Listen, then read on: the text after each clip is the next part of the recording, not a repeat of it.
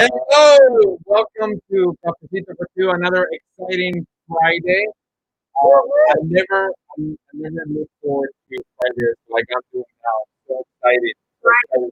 Friday is like a Friday evening. No cocktails for us. We just have coffee. We have coffee. Yeah, that's our new Yeah, there you go. Yeah, Yeah, we can do like coffee hour. yeah. You're sober. I like that. I like that idea. Great. Well, if you watching us for the first time, welcome. Welcome to Javier here, my amazing wife, Christina. We are today founders of Honest Love. It's a nonprofit ministry based on a book that we wrote last year. And we decided to roll with it. And we created this nonprofit ministry to bring God in the center of everyone's relationship. So we can be single, not to get married, or Couple now, whatever works. and we're here. So welcome if you're watching us for the first time. Also, we are in YouTube as well. So this is our second episode that we're doing live on YouTube. So welcome, people from YouTube. If you're watching us, please subscribe to the channel and also give us a thumbs up as well. And why not leave us a comment there? And also, we love to interact with you throughout the show. So please do so. If you have any questions, if you have any comments, we will acknowledge you and we will give you front row access to the conversation. So today I'm very excited because we today's our first time ever. First time ever that we have a book author in our show, so we're so excited. I know her personally. We know her personally. And she has really grown with being amazing with author. Very good message. So today we're going to talk. Yes, that's right. And Yes, they're engaged. I'm excited to learn more about their fabulous story. that's right. So I was going to give you credit later for the episode. You took that. Yeah, No I problem. ran with it. So we're going to talk about online dating. So let's welcome Kathy and Dominic to our show. Hello. Excellent. Well, welcome to Cafecito for two. We're just gonna have happy hour for coffee. That's what Christina and I decided. So I mean, so that's so a real excited. thing. That's a real thing back home in Bogota. We do shots in our coffee at around 5 There we o'clock. go. They call it tinto. That's right. That's right. And we have Jordan. No wonder everyone's relaxed at that time.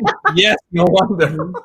Hello, Jordan. Thank you for Hi, being Jordan. our loyal Viewer. I was gonna say listener, but Oh, there's look, no Mandy's here.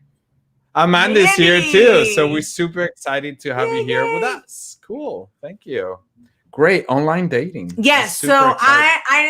I love that you guys, well, I mean, we're going to get to the book and everything, but so the first thing I'm totally taken aback that I think is really valuable and interesting is I love how you guys didn't have like the ideal dating story, because I just think that's so real and important, and like that's just how love and marriage works, to be honest. So I would love for you to just share whatever you want to disclose or talk about in terms of what that was like, because I love that you just put up straight out, Camila, that like the second date was like drop dead bad, like bad.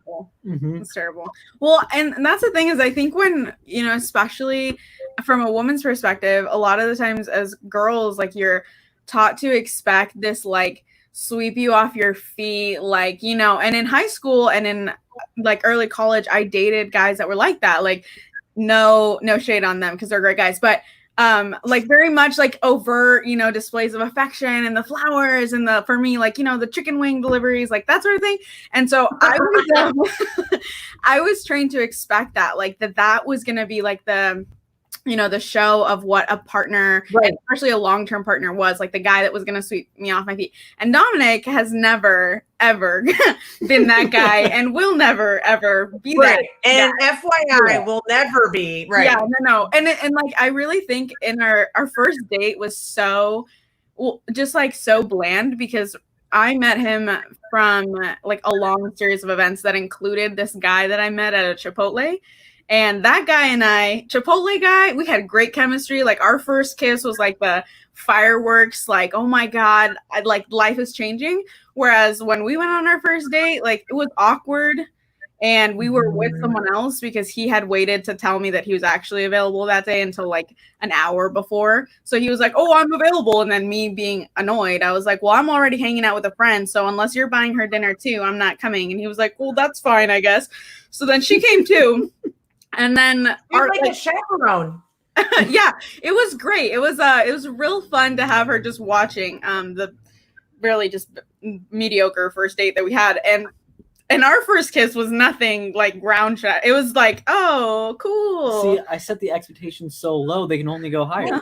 Oh yeah. That's right. Totally. That's right. Yeah. Yeah. I Start at the bottom. absolutely. Start from the bottom, now we're here. You don't want to do the grand finale. Yeah, you don't want to go full Monty right away. No. I play all my cards at once. What cards? There were no cards. That's a lie. So yeah. So- The awkward is for real. It's for real.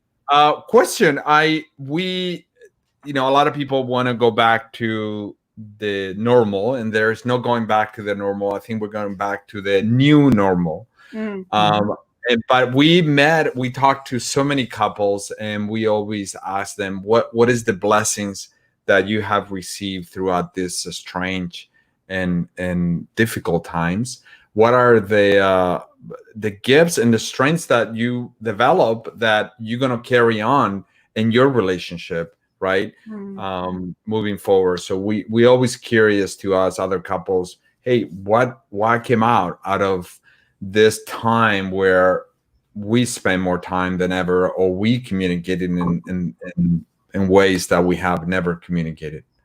So what came out for you? Because you were sharing with us that you guys were going to move in together, and that was kind of put on hold. So that's like a whole dynamic too, I'm sure. Yeah. You think it.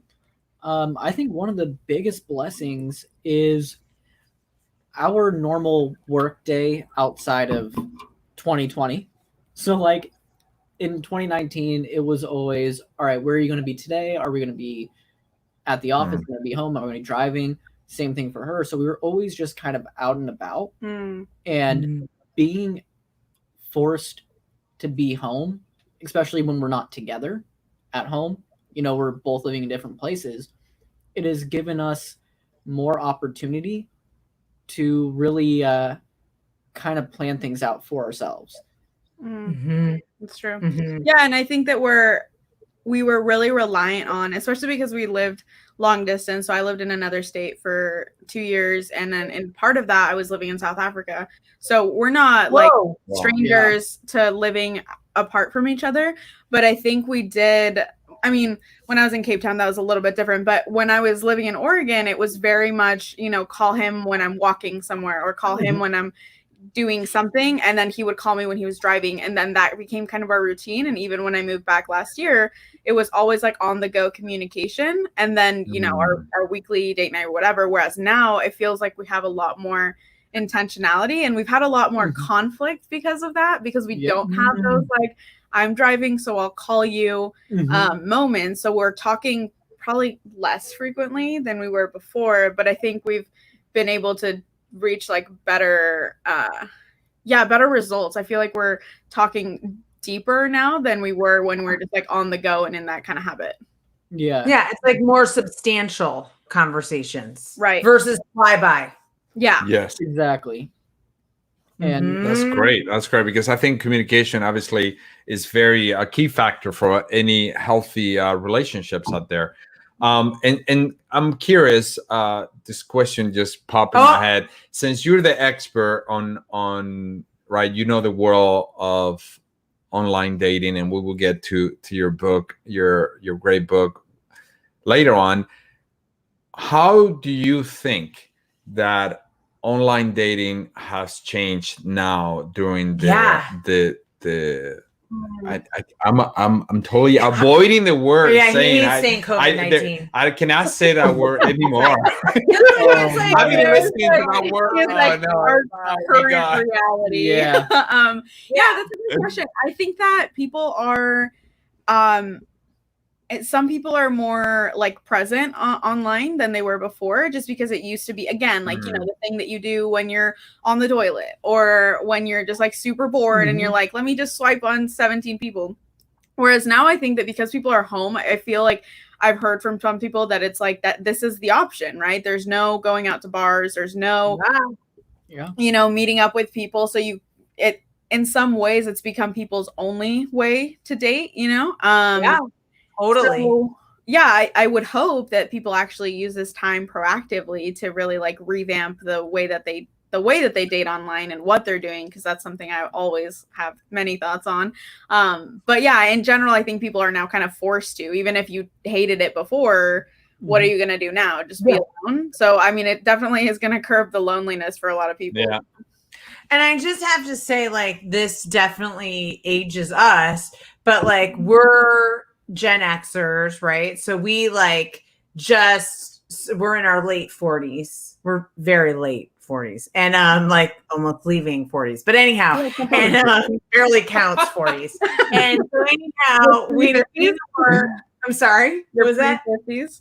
Yeah, exactly. Yeah. Pretty close. We're kids in the 50s. Javi the other day he always rounds it up and he's all like, we're basically 50. I'm like, whoa, Yeah, whoa, whatever. whoa. I stay the same. Anyhow, yeah, it's so funny. I'm all like, can we stick to it? Like the day, the calendar. You wanna honor that year. Yeah, dude, every single day, man. year. Okay. Come on now. So when we were in our, you know, dating prime, like it was Match.com. Like it was was the main currency, which is like what the grand like mama of them all, right? It's like the first, right? It's like AOL to like internet providers or something. AIM. And Javi and I were always like, dude, like people like there was definitely more stigma, right? It was definitely like taboo. Absolutely. And Javi had a whole thing about it, which I don't know if he wants to share, but he can share about that. But in any case, I feel like it's now like you said, it's more like about social currency. Like this is how people connect, right? And like my great uncle met his lady friend on, you know what I mean? Like online, and this is totally normal. And so I think it's really interesting. And then you even have this pandemic where you're saying like, this is kind of it, guys. Like, right? Yeah, what are we going to do? Yeah, absolutely. And I think that's funny because I wrote a paper about it in college, but that's not relevant. But I think it's fascinating that every generation has had a taboo form of dating.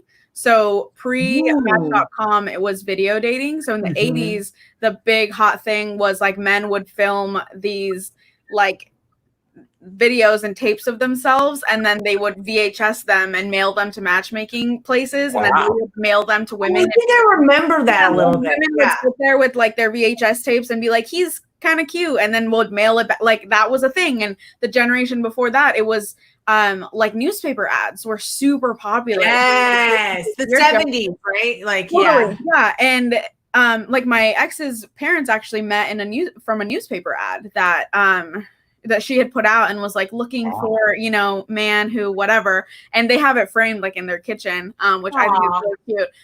But like there's always been this taboo form of dating, and as soon as it like stops being taboo, some other part or some other thing happens. But we're usually only aware of like what's the taboo right now. So people are like very like towards what's currently taboo, even though there's been so many different forms of it. But yeah, I definitely think that we talk about it a lot more now. And statistically, I mean, 40% of the adults in the US meet their current partner or spouse online now. So it's booming and it's huge. But even when we first met, well, I mean, we met on like a group message of Tinder, which is a very bizarre thing that Tinder used to have. But even don't have it anymore. No, they actually deleted it the month after we met, which is very bizarre. Which thank them for keeping it. Thanks, otherwise, we would have would have never met otherwise. But yeah, even when we met, like his mom thought we met through mutual friends for like 6 months. Something like that. And I was super bothered by it because I'd been on Tinder since 2014. So I was like super chill with it. My mom loves Tinder. She actually was sad when I met Dominic because she loved swiping for me. She'd be like, oh my God, this guy is divine. Oh my God, look at him. And she'd be like, she loved it. And so for her, it was totally whatever. She didn't care. But for his mom, who's like very traditional, I messed it up because one day I made a joke about Dominic's profile and she was like, what'd you say? And I was like, oh, look at the bird. And I totally was like, Dominic, you need to tell your mom tonight. Yeah. Moment of truth. Yeah, I'm terrible at keeping secrets, so it would have just gone all bad. Yeah, I spoke to someone who wanted to, obviously he's ready to find the one and make a commitment. And I say, how is it? And he's like, well, you don't understand. He goes, you get like 20 messages a weekend because you swipe so much and you chat with people and whatever. And then, once you go on a date, that person will get another 20 messages. So they're on their phones. So you don't really have quality time. I'm like, wow, that's super busy. I go, wow, that's interesting. That you have to multitask. You get so much variety of dates that you want to go. It was very interesting thinking about that because back in my days, it's like, oh, I like her. Okay, I'm just gonna walk to her and say, hi, how are you? And obviously, I'm gonna find out if she has a boyfriend, she's married, whatever. Yeah.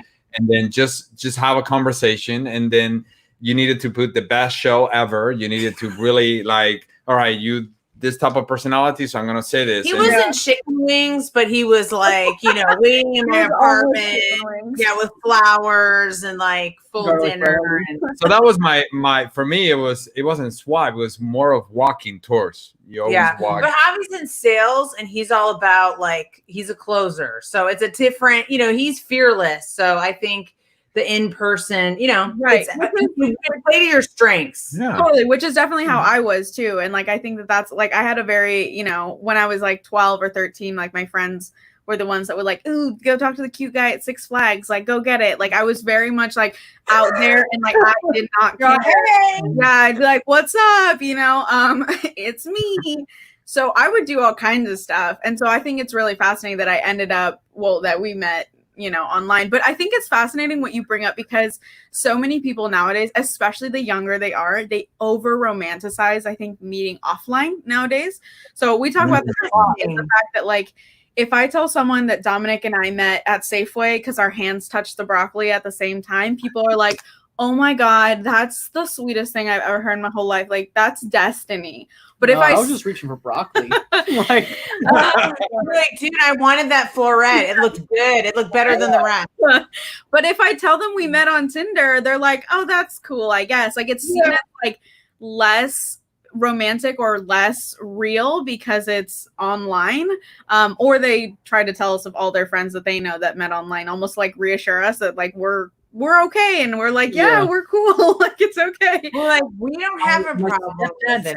Life online, like, totally. So I think it's fascinating. It is. It is fascinating. So and you educated us. That's absolutely you. I fascinating. I'm not going back, but I'm definitely educating myself when we when we do our pre-marriage retreats. We ask and we sit down with the couples and we're like, hey, how you guys met? And I think 90% of the couples, it's high, well over 75%. They're all online. So and we're like, oh, okay, well, we don't relate, but it's cool. So for us, it's like a different world, but at the same time, we understand that that's the way. Yeah, it is, and so. we were a blind date basically. We were both invited over like years in the making because it never kind of worked out in terms of our dating status, and by two close friends, which ironically, like, they're still our really close friends, and our kids know each other and everything. But they, they had us over, and Javi's like famous, mantra before meeting me was like, I don't do blind dates. But luckily Luis, convinced him. But it was more blind dates, right? That was kind of a thing. But I think that's kind of what this is. It's just not in person or as orchestrated, right, by other people. Yeah. But I pretty much went with a formal business proposal to Dude. you, and I'm like, okay, this is what it He is. interrogated me. This is what you're gonna get yourself to. This is the requirements. Are you in or you out? And I'm all like, and I'm Yeah. all, no, honey, you missed the memo. I'm interviewing you. Okay. So you can think that you can pretend, but that's really not what's going on here. That's really funny because like I always had like the 3 things that I would tell a guy like on our first date, and like based on that, like I was like, okay, here's the law of the land. Like number 1, I'm never gonna, and they're very random. And people are always like, those are very sporadic 3 things, like 3 benchmarks. But I was like, look, I'm never gonna circumcise a child. And they'd be like, okay, cool. And I'd be like, at that point in our lives, like I'm not having sex before marriage. And number 3, what's my last? Oh, I'm never gonna be a stay-at-home mom. So if either like any of them would bother you, like feel free to head towards the door. And so he thought I was. There we I go. think that's brilliant. No, I was just like, you don't want to be a stay-at-home mom? And I was like, I'll be a stay-at-home dad. And she's like, all right, bet. That's cool. And then we were cool. But that was like our 3rd date, because our first date was just, train wreck. Yeah, so that was bad. yeah, that's. But You didn't get into such conversations at that point. No, because with other people around in a movie that we ended up at, like what the heck were we? hey, it was a good movie, okay? Yeah, a movie is a good silence moment to be with each other. So congratulations. I know you're engaged, so that's super cool. We love seeing couples getting married, right? Javi loves to go to I weddings. love weddings. I He's always like, "Who's getting married?" virtual weddings, you name it. I love any type of weddings. I think they're amazing. They're amazing. But since you're engaged, obviously you are thinking, all right, planning. What are the things that come out to you, right? Knowing, we have seen couples that cancel their wedding. Yeah, or postpone. We have seen couples that literally broke up, broke. Yeah, they either get closer or get farther apart. Mm-hmm. So what are the things that you're thinking now, moving into the amazing journey of marriage? Are you guys postponing? Or are you as planned? Like, what's up? It's kind of like both, because we were originally going to get married next March.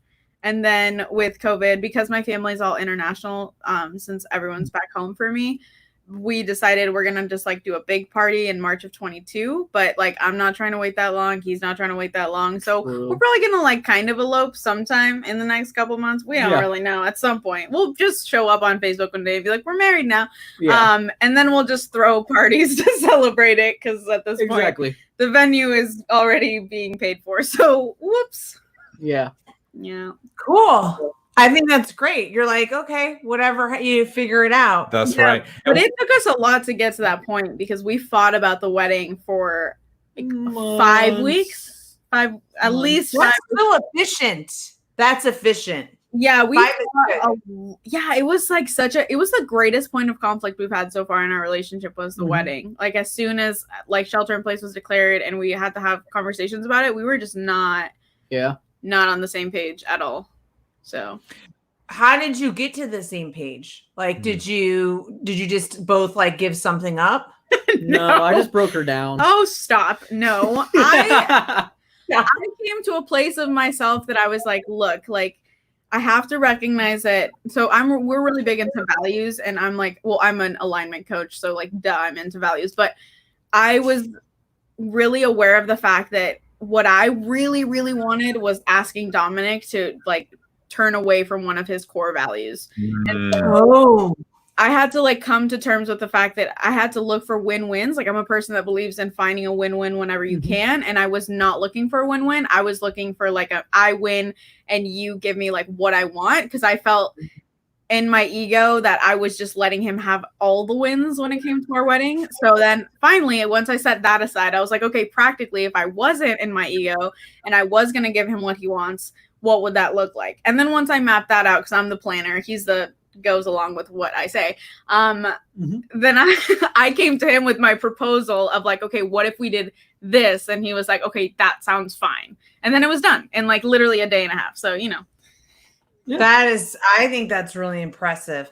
But I love what you said too. It's like the values piece. It is like, this is definitely much smaller in comparison. But many moons ago when we got married, Javi was really adamant that he wanted a video, like he wanted it recorded.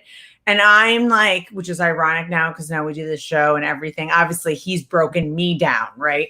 But I was like totally camera shy. I was like, no, I really don't like need to hear myself. Like, you know what I mean? I was like, no, photos are great. Totally down with that.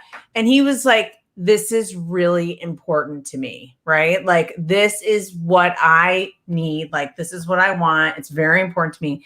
So I was like, all right, fine. Like, okay, got it. Like, we're doing it. And it's really funny because you guys haven't watched it in a while, but he used to watch our video with the girls like all the time. They'd like be into our wedding video and be like, so cute. And then, yeah, they like totally enjoyed it. And they would then get mad at us that they weren't invited. And we're like, okay, guys, we gotta think that through.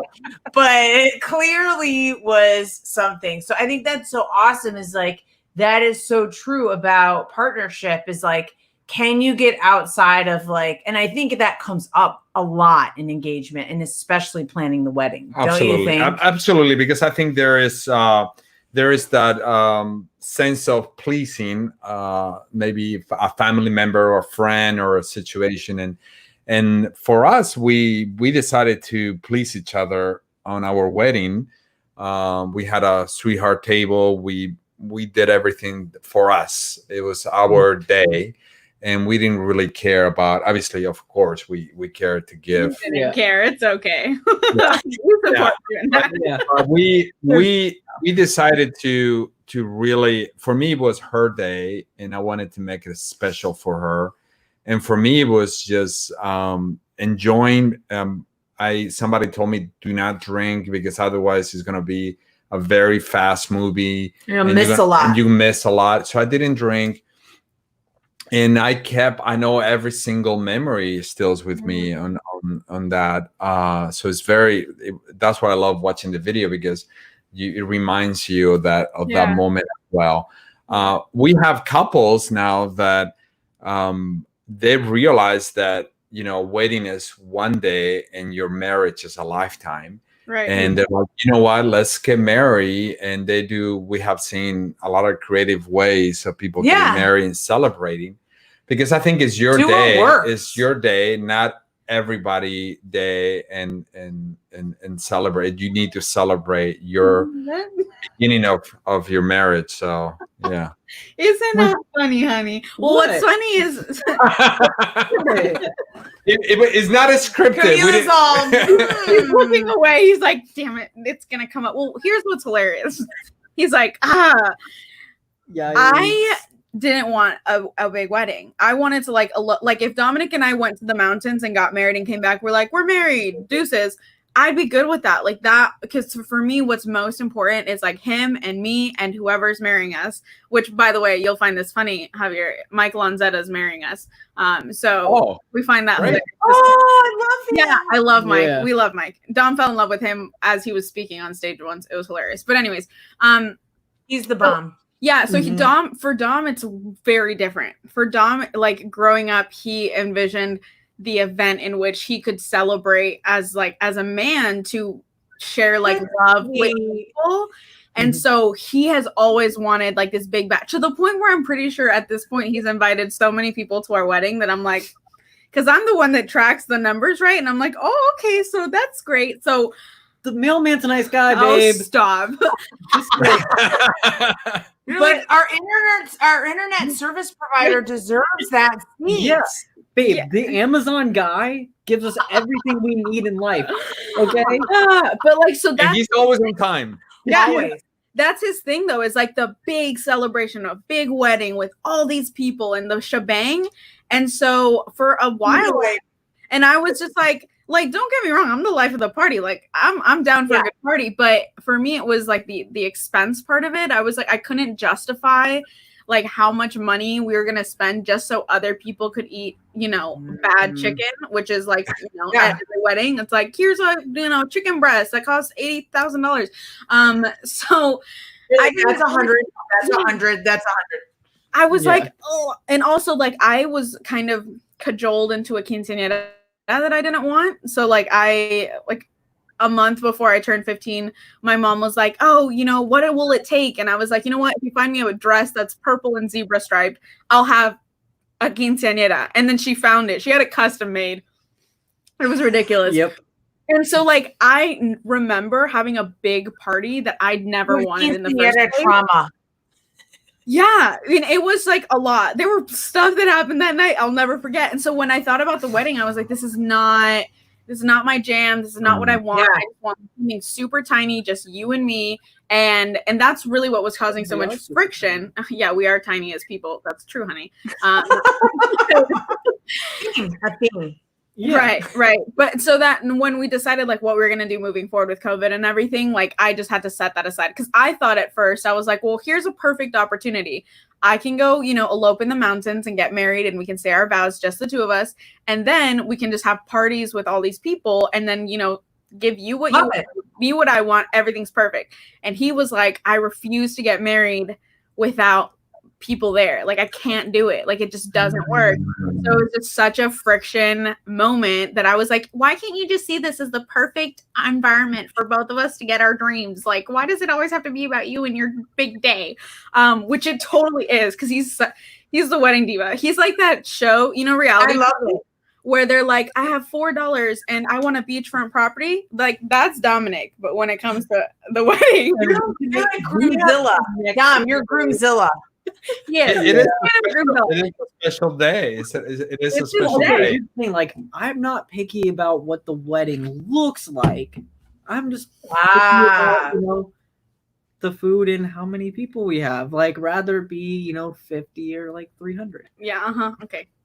Anyway, so that just like led to a lot of because I was also as a woman again like raised to believe that the wedding was like my day and like I got to establish it and men were just gonna be like, sure, honey, you can have whatever I want. So I thought I was like every man's dream girl. I was like, I don't want a big thing, just like marry me and let's go home and like let's go travel. And then this one comes along and is like, allow me to paint the picture of this wedding I've had in my mind for my whole life. And I was like, are you joking? Like, so You Yeah. chose the one guy. yeah. It's all good. It's all good. That's all part of the plan right there. Right. Exactly. We're gonna have some cool people here. We're inviting As long as you do marriage preparation, it's all good. we always advertise that, right? So what are the things that you're thinking about in the future? We always ask Oh yeah, like your vision. your vision, like what do you think things are gonna come? And because I remember when Christina and I got married, you started your own business. Yeah. I was so starting. it was a big change. Mhm. There were so many changes out there, and I wasn't the same person that I am right now. I used to be in a plane every other week, literally. Yeah. So Living that corporate life. where's the visions that you see moving forward? It's a test, honey. What's our vision? Our vision is you and me forever happily and bliss. Oh, yeah, okay. No, I think a lot of our future is going to be really just supporting each other in the ways that we need support. Currently, right now, she's trying to grow her business, and I'm all like, babe, you got this. Make your calls. Do what you got to do. And try to like push her to not accept what could be, but like push further than that. And I feel that there will be times in our marriage where she'll be the one pushing me harder. True. And then there'll be times Mm. pushing her harder. And regardless of what state we're living in, how many kids we have, anything like that, I think it's both of our values to hold each other to a higher standard. Right on. Put ourselves both into the priority. See, I know us. He's like, Yeah, I'm and in it. so- I'm in it. I'm like, I'm Camilla and I approve this message. Yeah. Yeah, one of the big differences when we first started like getting really serious versus now is I will say be like, yeah, like our kids are like going to be the most important thing. And she's like, nope. Oh no. No. See, for me, I'm like, man, I'll die for my kids. No, like, you'll die for me, damn it. No, That's right. That's right. Yeah, we are from your future, and we are telling you, no, you won't. Yeah. So a lot of the things is really cool because some of the stuff that I hold very valuable and important in my life is something that she's never taken a second thought to, and vice versa. Like what? I don't know. Like, I'm just saying, like, there was values and things that, like, you and I think very differently on that we get to expose each other with. Like guns. No, I'm just kidding. Although that is something that we have very different experiences with.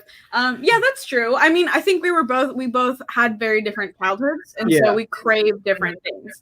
And that's something that, you know, we learned somewhat early on in our relationship was that he's always going to crave comfort and stability, and I'm always going to crave like new boundaries and pushing harder and like excitement and adrenaline. Like that's just like us as people. So it's about like balancing that. So yeah, I definitely agree with everything you said. I think also practically speaking, I don't know, I feel like we just feel like we've been married because we've never. So I knew on our second date when it was a train wreck that I was going to marry him. That's the only reason that I agreed to a third date was because like, if you do bad, you can still get good. Oh, stop it. The Lord bless you on that day. So hush. But yeah, no, I had a moment on our second date that I don't know what happened. The Lord spoke to me and was like, oh, like this is the moment, you know, you're going to marry someone. And I was like, are you joking? Like what? So I almost ordered myself an Uber when I said I was going to the bathroom. Like, what are you talking about? I'm not this. I was like, heck no. But since that, like God works in mysterious ways. Right, yeah, the Lord don't play. So like 3 weeks after that, we both kind of came to this like awkward, I don't even know who started the conversation, but we were both like, do you feel like we're gonna get married, or is it just me that feels like we're gonna, or is this like, our brains are just firing off weirdly? And so since then, really since our first month of dating, we knew that this was what was happening. It was more a question of like when rather than if it was gonna happen. Right. So yeah, I'm just excited. Like I feel like especially in quarantine, we've grown so much in the way that we talk about money specifically. Like, man, that was a sore point. That's huge. Oh, it was such a sore point for so long. That it was hard for us to talk about, and like not because I would bring it up, and for I think as a man, there's just a lot of, and you can talk about this more if you want to, but there's a lot of like the sense of providership that is like built in your brain, and that can be really hard when that's like when the roles shift and when people are doing different things and that. So I think now we're in such a good mood. Like now on Monday mornings, like I review our finances. I awesome. Like you rock. Yeah, right? I like do all of our accounts like manually, and then on Monday afternoons we talk about it, and like I like do forecasting because again we play to our strengths, and he's never gonna want to do that stuff. He knows how to because I made him sit down and watch me do it once, but at this point, like that sounds like Javi making me. Yeah, but like that's his strength totally, and I'm like. But two things that I want to share is Dominic. I love how you visioning your marriage, and obviously I think somebody told me before I got married, said, listen, Javier, there's no two CEOs in a marriage, right? Either one's a step back and then kind of support the other ones, and vice versa, right? And we have played that role through our marriage. We've taken turns. We have taken turns because otherwise something is going to give, right? Either your relationship, your kids, whatever, the dog, someone is going to take the two CEOs. They're going to suffer, right? Yeah. And I love the way of having that communication and say, listen, hey, I'm going to support you. Go along with your business and be successful and do that. I think is great because a lot of couples, I think they get married and it's like a challenge, or it's like a competition between the two, right? Yeah, or it's like a continuation of being single, right? Yeah. You're still separate units, and like what you're doing is you're morphing it, and it is very much a we mentality, and like you're doing with the finances and all of that. Like it took us a while. Like we didn't immediately like jump in and be like, oh, here's all my money, like whoosh, throw it on the table, right? I mean, and then we really got spiritually, emotionally, psychologically, like we had to do that. Like there was no other, right? Well, I came with $75,000 worth of debt, and before we got married, I was like, "Listen, By the way, before we do all this planning, and you want to marry me, I just want to let you know that I'm gonna bring $75,000 worth of debt." and do you remember what I said? I said, "Are you planning on paying it back? Like, are you gonna pay And I'm it like, back?" "Yes, I'm And a plan." I'm like, right answer. There you go. Create a So- plan, Well, and I and think there you go. Yeah. we make ourselves have these things that we're like, oh God, would someone really like want to join me in this battle of, you know, whatever it is, financially, emotionally. Like for Dom, it was addiction and like the history like that he came in. And for me, it was like a history of sexual assault and trauma and like a lot of stuff that I was unpacking when we first met. And then eventually, like I went through an earlier financial storm because you know this, Javier, because we've talked about it. Then like Dominic did, but then Dominic, you know, life changed for him. And then all of a sudden we were in our relationship and I was like, and I remember, I don't know if you remember this, but one time he was like, I just feel so ashamed that I feel like I'm supposed to be the person who brings all this stuff to the table. And instead, all I'm bringing to you right now is debt.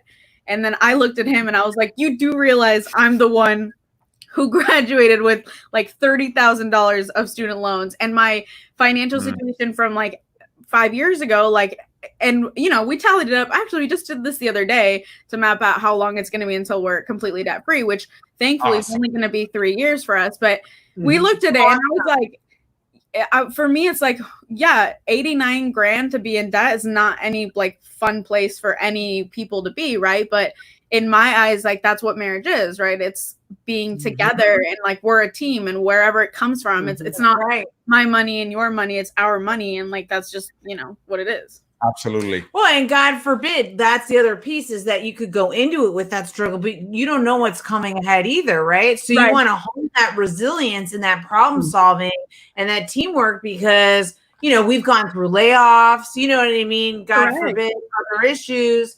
And so you have to be like resilient, right? And spunky. Yes, we went through a lot of ventures. Yeah, we're and like, we still are, dude, but dude, really? yeah, you're in the right track. I think looking into your You're finances, kicking booty. that's so awesome, because we get some couples that come to us and say, hey, what do you think I should do? And you know what, I just want to have my credit cards because, you know, I'm gonna buy her flowers, and then we don't want her to know. And I'm like, oh, okay, bro. And you're gonna have kids with her, right? Yes. All right, dude. Are you serious, man? Come on. You know, don't even worry about it. But think about that. So we see a lot of couples, and you guys are in the right track because you're thinking about your finances first, which can create a lot of stress. Well, it's like number right, 1 or 2 kind of like is competing. That's like and especially in these generations right now, where obviously it's so much more difficult to finance a college educate, blah blah. I mean, I don't want to go down there, but it's tougher. It's tougher. Yeah, and I told him once that like I would way rather have this season right now where we get to learn and hone and really set ourselves up for success than to continue to be the people. I mean, I was 19 with a 768 credit score and no education on finances. Like, did anyone really think something good was going to happen from that? No. And he was like, you know, Mr. balling out, like used to working 60 hours a week and had a lot of cash all the time. So like, I was like, if those people had continued on and gotten married, in 10 years, in 20 years, like once we had kids, like we would have been messed up. Like we needed the hard check to be like, yeah, that's not actually the best way to live your life or your wallet. So I'm super grateful. And also now it's funny that you said that, Javier, because so Dominic is too lazy to make his own Capital One account.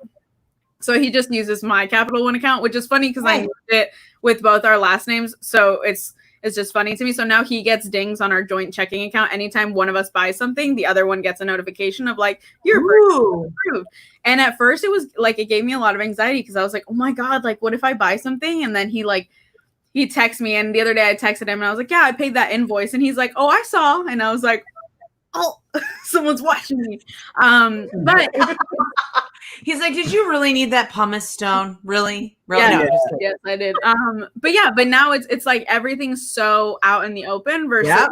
6 months ago, a year, 2 years ago, when it was just like a grating to even like come and discuss anything financial. Yeah. You come clean, right? No secrets. It's like just put it all Absolutely. out on the table, and keep it going. Yes. And another thing that I love what you share, Camila, was coming into your relationship, because we all broken, right? We don't come like, okay, I'm perfect. I really polished my life to be the best husband ever.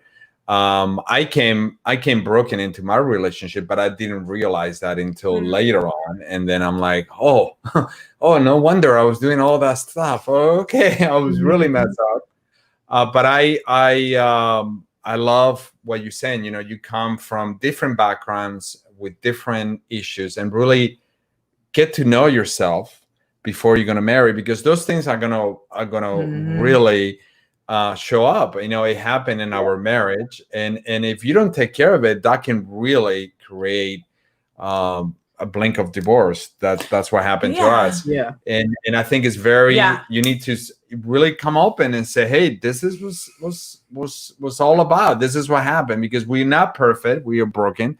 But I think when you share that with your future spouse, that really helps moving forward. and to identify or use the language. And we're bicultural marriage. You know, my family of origin, similar to what you both were saying, is, you know, my family, the way I was raised. I mean, I was raised in suburban Detroit in the Midwest, in a segregated all white neighborhood, you know, very middle class. I mean, I could go on and on and on, you know, and Javi grew up like playing, you know, soccer in his crazy like flat in Madrid with like every kid in the block, and you know, anyhow, I mean, so very different. And he was the youngest of 5, I was the oldest of 2, you know, and our worldviews, right? And also, what is your worldview of marriage? Like, what did you grow up? What were your role models of relationships, and what are your unconscious expectations around commitment, and you know, all of that. So I think, it all gets broken. Like, you're broken, but it all gets broken out of you too, right? Like all of it just kind of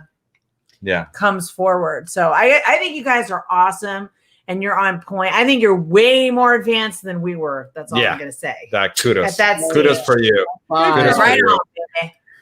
So I wanted to talk about your amazing book right there. Talk about it. Yeah, it's so cool. I love the cover, by the way. Christina and I, we were talking about it, and I'm gonna put your link so people can go there and get all of the goodies that you offer. What triggered this book for you? What happened? Well, I mean, really, the book is a love letter to Dom. No, I'm just kidding. More of this is why you sucked. Correct, honey. I'm glad you see yourself in it. I mean, it really just, the book came out of a lot of just like, I'm really big about people following their passions and following like what excites them. And in 2014, when I got on Tinder, like it was like this joke, and it was this like funny thing that I used to do. And then I started like doing profiles for other people. And then like I got into writing about it in college papers, and it became like a dare between my friends. And then it was a professor who was like, Camila, you should write a book on this. And I was like, okay, that's kind of ridiculous. Like, who is like, oh yeah, let me just write a book on Tinder in college? And he was like, no, you should really write a book on this. And so eventually we were actually at BYB with a friend of mine. And then Chandler was talking. Love Chandler. And then he said something like, you know, you have to write a book about the thing that you could talk about until, you know, someone stops you, you will not stop yourself. And so I was like, and my best friend like dug her elbow into me and was like, that's Tinder for you. Like, you just have to write the damn Tinder book. And I was like, okay, fine. I guess I'm just doing it now. So I wrote it, and it's really just for, I'm a big believer that the more transparent you are, the better life is. And I think that the reason online dating is such a grating, awful experience for a lot of people is because they're not honest about what they want and what they're about. And so, so this book is just to like make it more transparent and make it more fun, which is what dating is supposed to be, not this Right. Yeah. Right. send help kind of situation. True. And yeah, and For sure. yeah, so more men like Dominic don't have the experience where the love of their life swipes no on them for 3 years. Yeah, 3 years. Because their profile is so bad.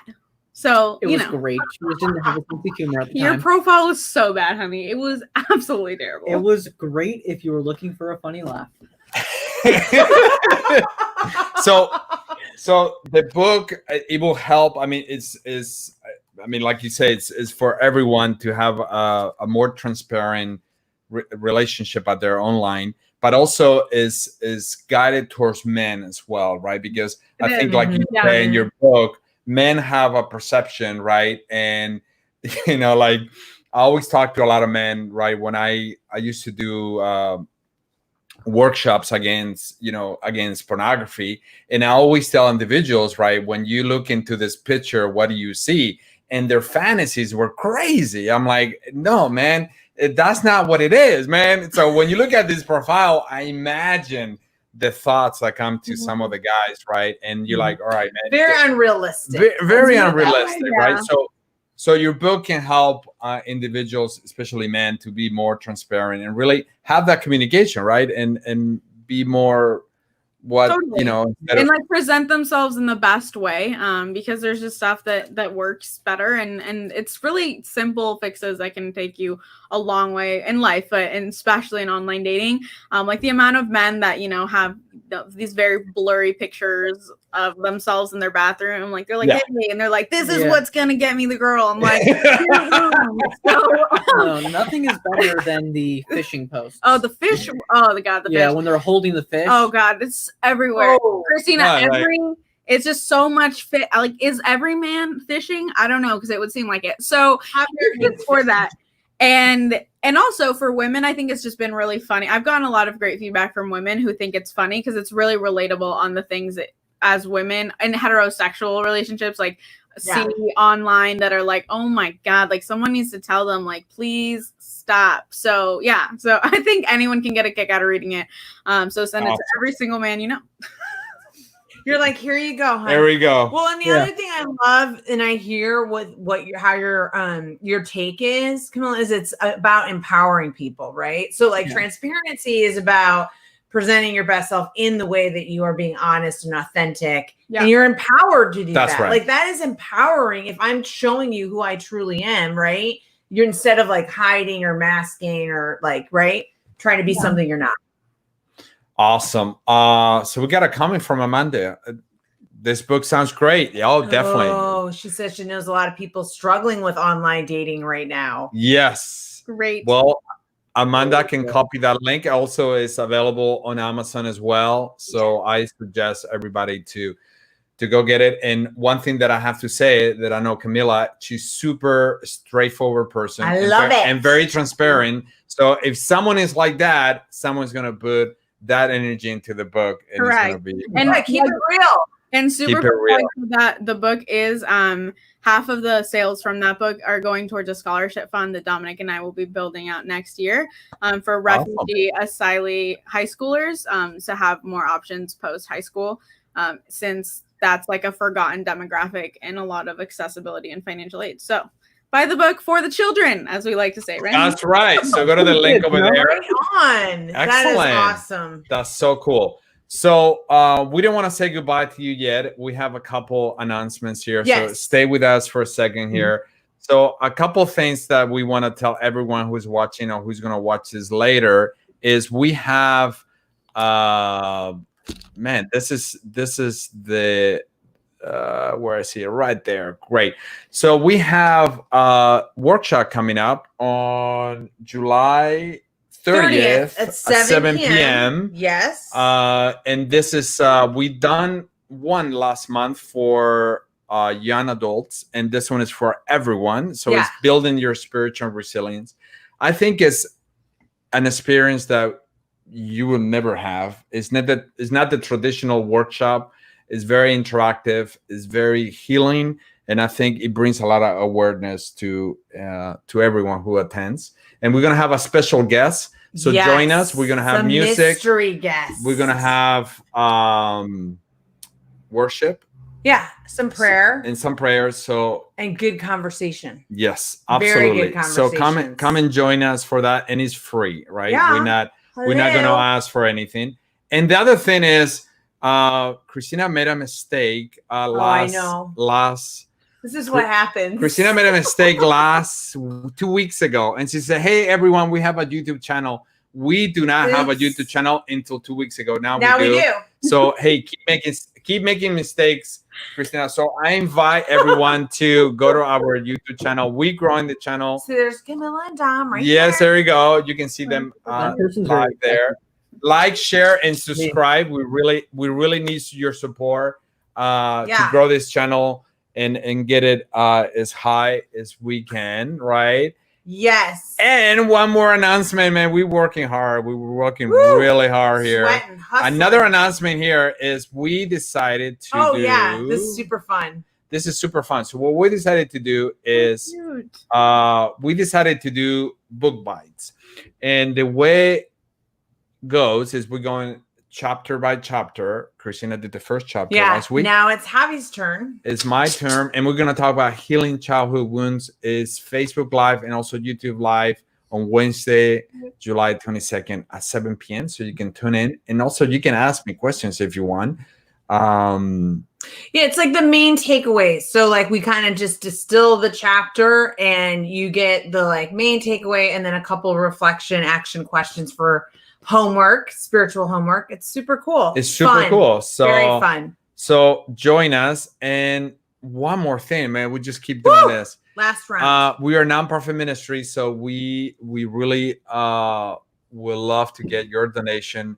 There is a special button on the page when you go there, the URL down below. I think it's $5 per episode. That will help us a lot to keep moving forward. Little love donation. And if you feel it. If you feel it. If you feel it. If you don't feel it, if there's no love, we don't want it. It has to be love involved. So it has to be love. Love. No, serious. I felt that. That's right. There's no love. There's no. Sorry. We don't roll like that. So that's it. Wow. Remember, at the beginning of this show, we're like, hey, it's gonna be only 30 minutes. Bam, 57 minutes with this amazing couple. Love you guys. I love you so much. You guys bring one thing that I was observing during the interview. You guys bring a lot of joy, a lot of love between you, a lot of communication, a lot of planning, and you keeping it real and you being really transparent. So we really enjoy and that if you decide to reproduce, not that I'm necessarily endorsing it, okay, just put that out there. You be awesome parents, and I don't say that to everyone. Okay, that's all I'm gonna say. That's all I'm gonna say. So thank you very much for everyone who is watching us live and whoever is going to watch us later. Thank you so much, Jordan. Thank you for being a good fan of Boundless Love. We really enjoy your company. And I'm sure Camila and Dominic enjoy your company. And go out there and get swipeable, people. That's right. Get swipeable. You need to be swipeable. Well, thank you so much, Camila and Dominic. Thanks for having us. Yes, you have a home here. After the quarantine, you can see our new dog. Yeah, our fully Bambina. trained. Maggie Simpson Jarena. Just saying. Wow. Ooh. You guys really go big or go home, right? We go, that's right. That's all Lucia. We did not name her. The youngest in the family. Yeah, she's a Maggie fan. Simpsons just did it for her. So makes sense. Totally. Yes. Yeah. All right. Well, goodbye. Bye, and we'll see you neek week. See you in a week. Bye. Bye.